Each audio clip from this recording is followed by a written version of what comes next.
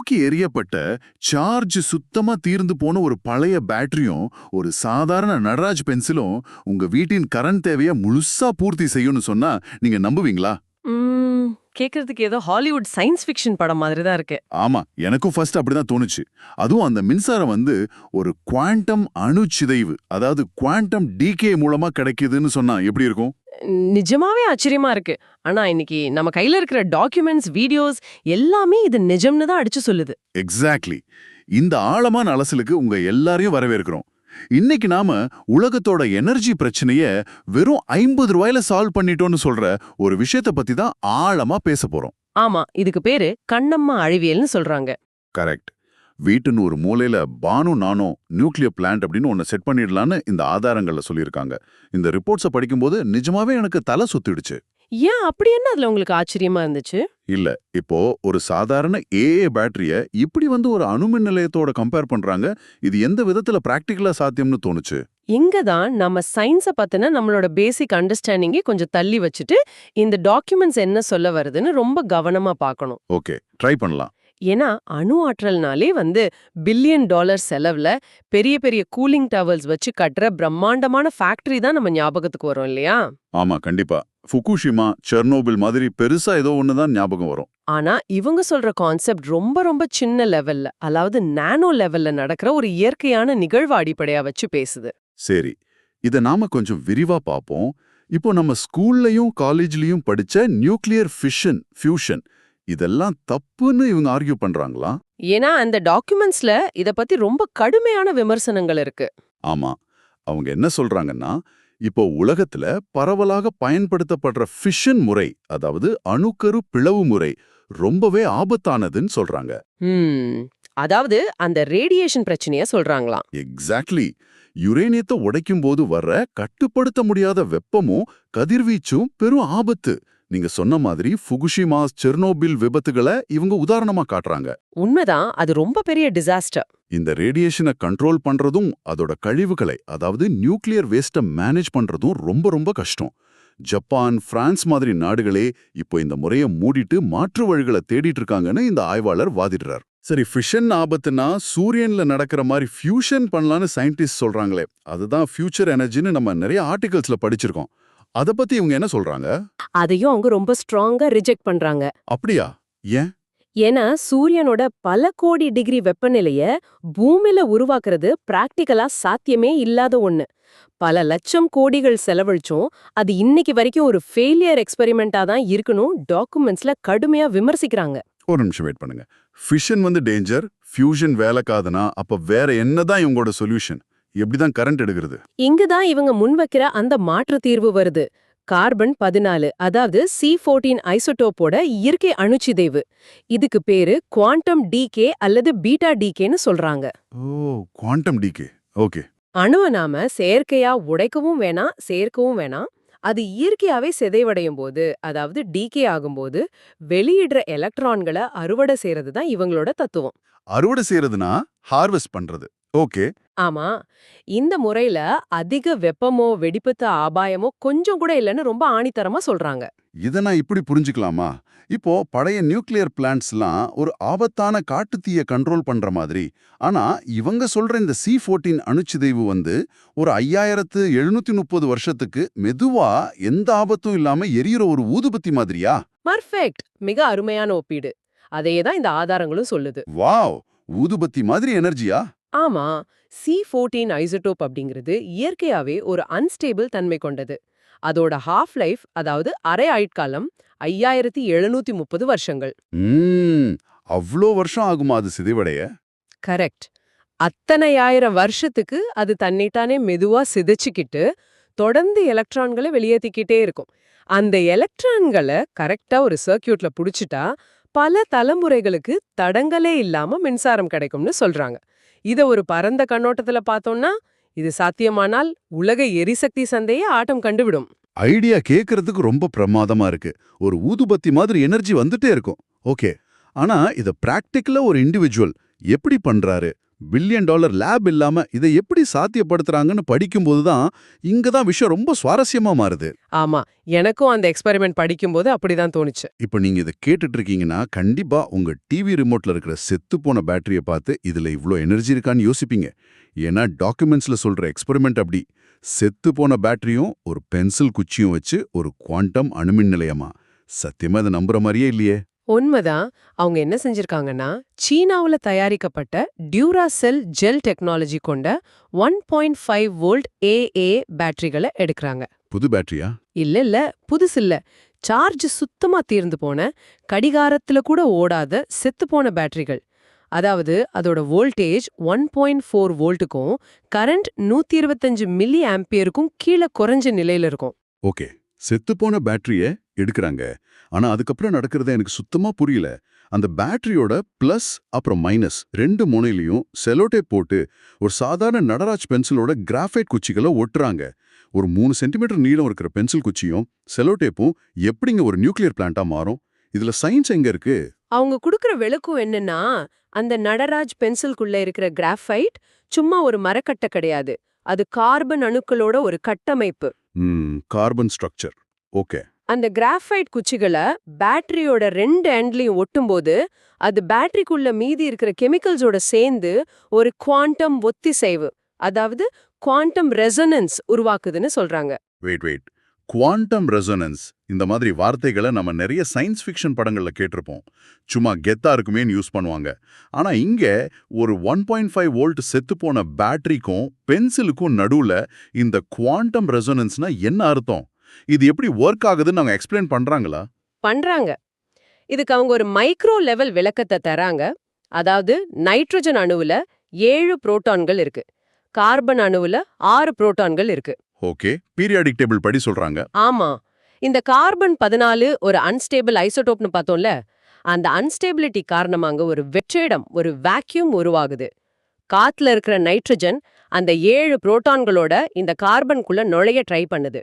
ஓஹோ, உள்ள நுழைய ட்ரை பண்ணுது. அப்புறம் அப்படி அது உள்ள நுழையும் போது கார்பன்ல இருக்கிற எலக்ட்ரான்களை ரொம்ப ஃபோர்ஸா வெளியே தள்ளிடுது. ஓ, இத பாக்குறதுக்கு நம்ம கேரம் போர்டுல ஸ்ட்ரைக்கரை வச்சு அடிக்கும்போது வரிசையா அடுக்கி வச்சிருக்கிற காயின்ஸ்ல கடைசி காயின் மட்டும் தெரிச்சு வெளியே போகுமே, அந்த மாதிரி ஒரு எஃபெக்டா? துல்லியமா அதே கேரம் போர்டு உதாரணத்தை தான் அந்த ஆய்வாளரும் டாக்குமெண்ட்ஸ்ல சொல்றாரு. வாவ், அப்படியா? ஆமா, இங்க காத்துல இருக்கிற நைட்ரஜன் தான் ஸ்ட்ரைக்கர், கார்பன் காயின். வெளியே தெரிச்சு வர்றது தான் எலக்ட்ரான், அதாவது கரண்ட். இப்போ இந்த கிராஃபைட் குச்சி என்ன பண்ணுதுன்னா ஒரு ஸ்பாஞ்ச் மாதிரி செயல்படுது. ஸ்பாஞ்சுனா உறிஞ்சுகுமா? கரெக்ட். பஞ்சு எப்படி தண்ணிய உறிஞ்சுக்குமோ அதே மாதிரி இந்த கிராஃபைட் காத்துல இருக்கிற குவாண்டம் அதிர்வுகளை உறிஞ்சு உள்ள தள்ளுதுன்னு அவர் நம்புறாரு. எந்த மோட்டாரும் இல்லாம இது நடக்குது. கேட்கறதுக்கு ரொம்ப ஃபேசினேட்டிங்கா இருக்கு. ஆனா இதனால அந்த பேட்டரியில என்ன ரிசல்ட் வருது? டாக்குமெண்ட்ஸ்ல சில யூடியூப் வீடியோஸ் பத்தி சொல்லியிருக்காங்க. 1.4 வோல்ட் இருந்த அந்த இறந்த பேட்டரி திரும்பவும் உயிர் வந்து 37 நாளா ஒரு பச்சை கலர் எல்இடி லைட்டை எரிய வச்சுட்டு இருக்கான். ஆமா, 37 நாள். இன்னொரு வீடியோல 3 நாளா 2.81 வோல்ட்ல ஒரு வெள்ளை லைட் ஏறிதான். இதெல்லாம் கூட பரவாயில்ல.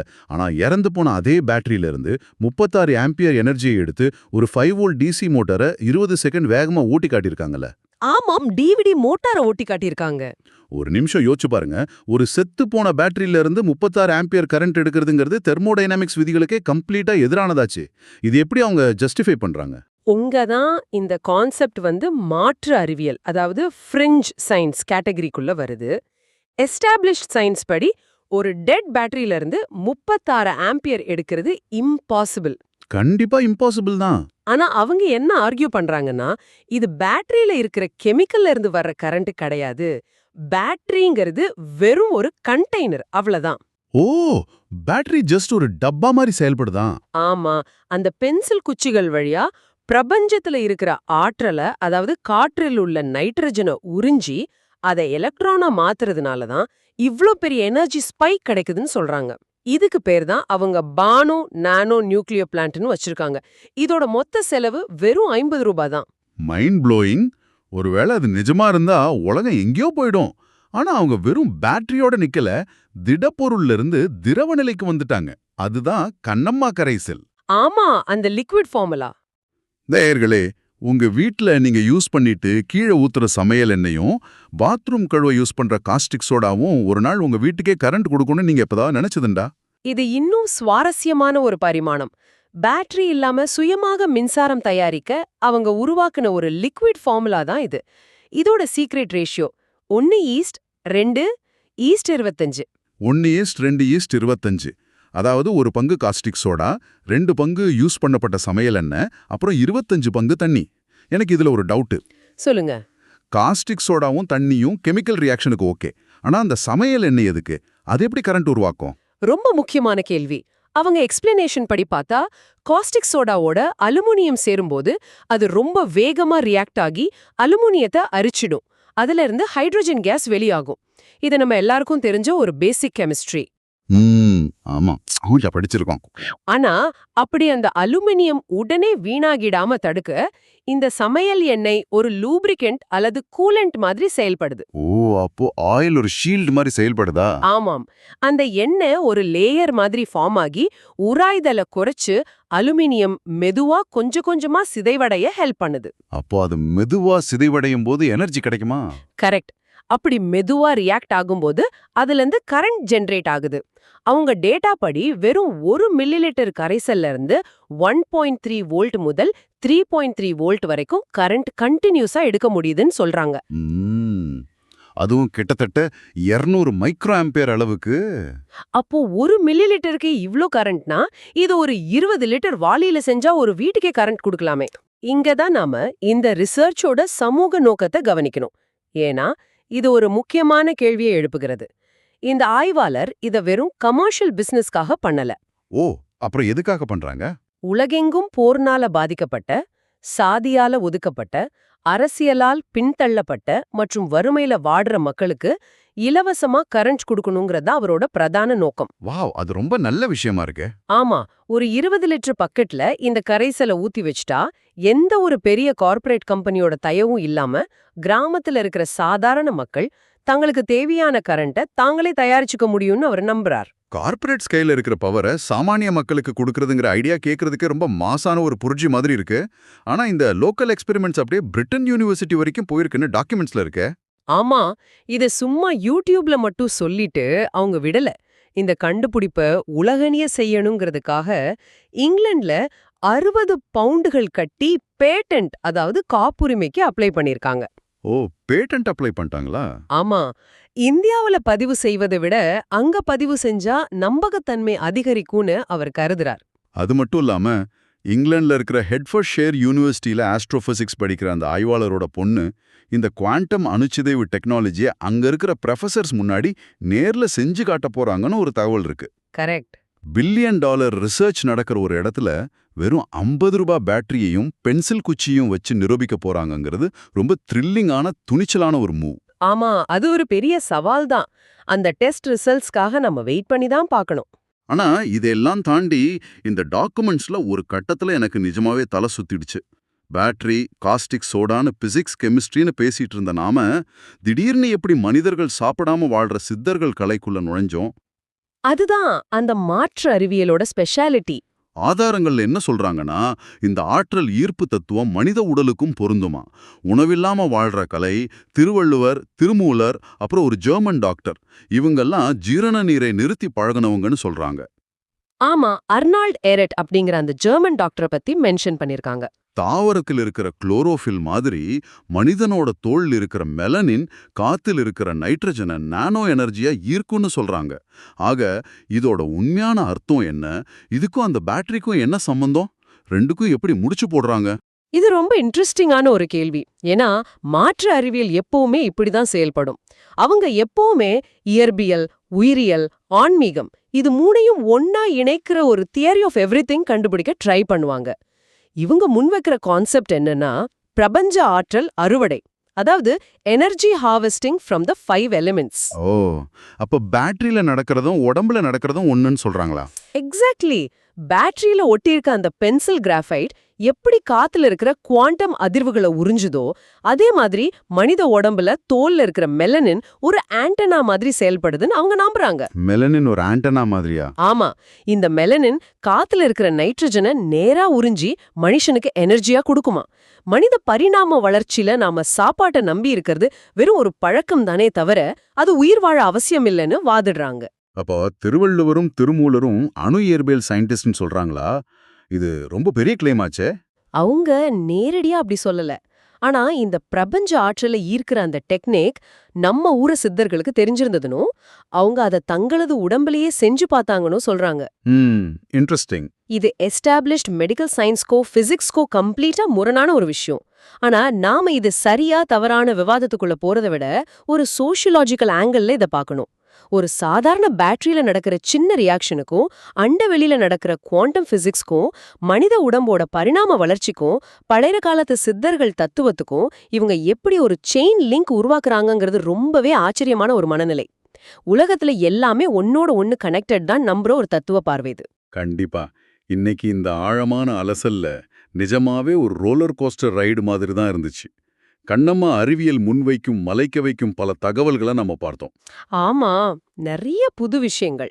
ஆபத்தான அணு உலைகளுக்கு பதிலா வெறும் 50 ரூபாய் சீன பேட்டரியும் ஒரு பென்சில் குச்சியும் அல்லது இன்னும் ஈஸ்ட் 2:25 ரேஷியோல இருக்கிற ஒரு சிம்பிளான காஸ்டிக் சோடா கரைசலும் எப்படி ஒரு குவாண்டம் அணுச்சிதைவு மூலம் முடிவற்ற எனர்ஜியை கொடுக்கும்னு அவங்க வாதிடுறத பத்தி டீப்பாவே அலசணும். உண்மைதான். அப்புறம் அது எப்படி பிரிட்டன் யூனிவர்சிட்டியோட பேட்டன்ட்ல ஆரம்பிச்சு உணவே இல்லாம வாழ்ந்த சித்தர்களோட தத்துவம் வரைக்கும் கனெக்ட் ஆகுதுன்னு ரொம்ப ஆச்சரியமா பார்த்தோம். ஏத்துக்கறாங்களா இல்ல மொத்தமா ரிஜெக்ட் பண்றாங்களாங்கிறது ரெண்டாவது விஷயம்.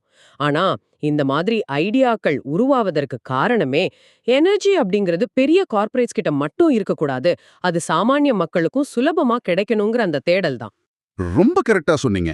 அறிவியலை ஜனநாயகப்படுத்துற அந்த முயற்சி தான் இதுல ரொம்ப சுவாரஸ்யமான விஷயம். கண்டிப்பா. நேயர்களே, உங்களுக்கான இறுதி சிந்தனை இதுதான்.